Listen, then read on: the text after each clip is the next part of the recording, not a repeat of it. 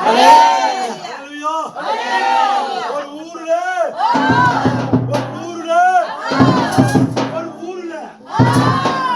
ஒரு 38 வருஷமா வியாதி படுக்கையில ஒரு மனுஷன் உட்கார்ந்து கொண்டிருந்தான்.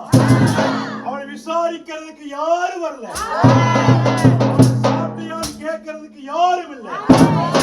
38 வருஷமா சரீரத்தில் இருக்கிற பலவீனத்தோடு கூட ஆற்றத்தோடு கூட யாராவது உதவி செய்ய மாட்டார்களா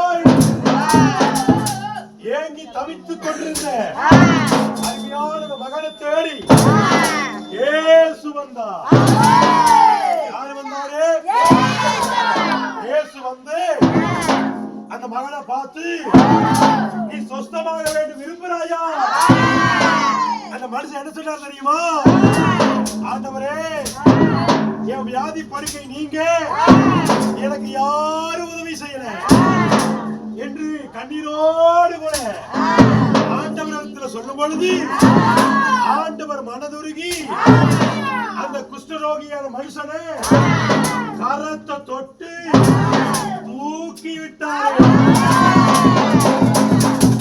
அவன் தன் படுக்கையை எடுத்துக்கொண்டு அநேக ஜனங்களுக்கு முன்பதாக சாட்சியாய் நடந்து போனார். பாவங்கள் போக்காதே